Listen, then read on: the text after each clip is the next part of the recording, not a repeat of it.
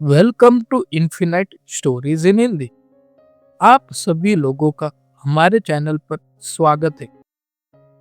आज का विषय है महाराष्ट्र का अर्धपीठ त्रिसप्तशृंगी देवी।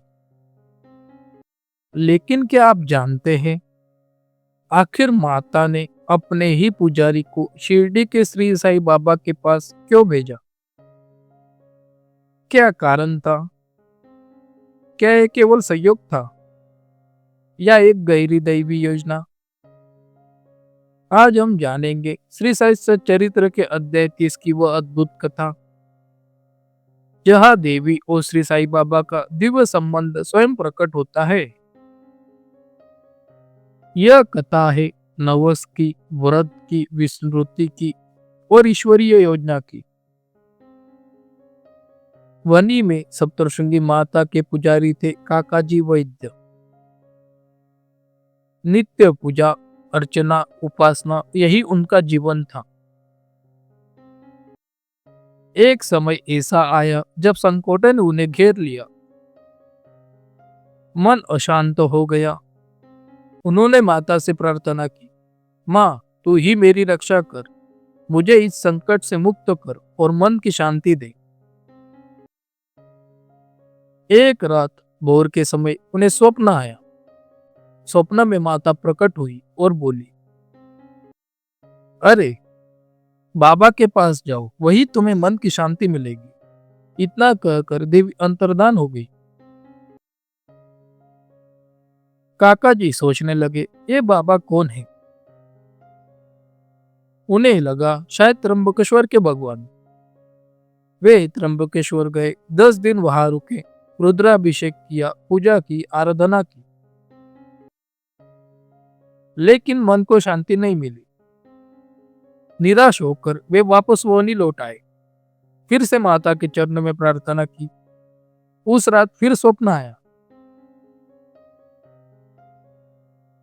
स्वप्न में देवी बोली, मैंने तुम्हें त्र्यंबकेश्वर जाने को नहीं कहा, मैंने कहा था शिरडी जाकर श्री साईं बाबा के पास जाओ। अब समस्या यह थी, शिरडी कहाँ है, साईं बाबा कौन है? उस समय शिरडी इतनी प्रसिद्ध नहीं थी। लेकिन जब भगवान किसी को बुलाते हैं तो मार्ग स्वयं बन जाता है।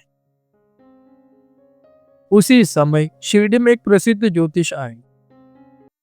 वे भूत, वर्तमान और भविष्य सटीक बताते थे। एक दिन माधवराव देशपांडे के छोटे भाई बापाजी उनके पास गए।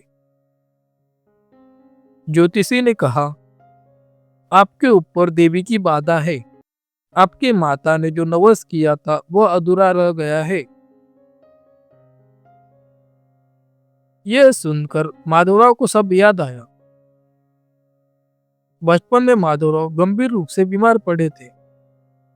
उनकी माता ने सप्तशृंगी माता से प्रार्थना की, अगर मेरा बेटा ठीक हो जाए तो मैं इसे तेरे चरणों में लाऊंगी।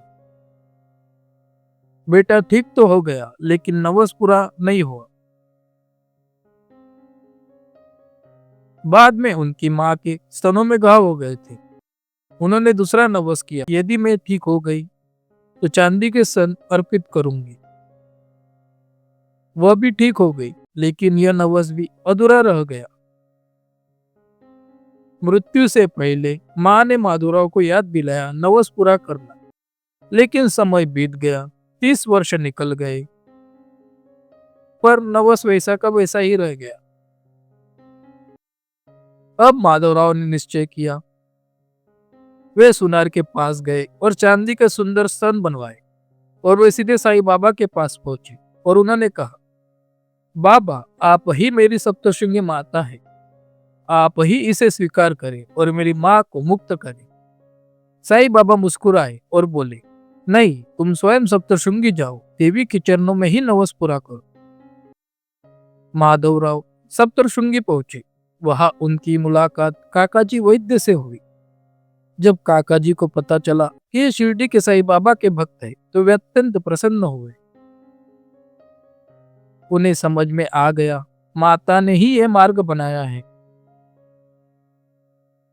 नवस पूरा हुआ।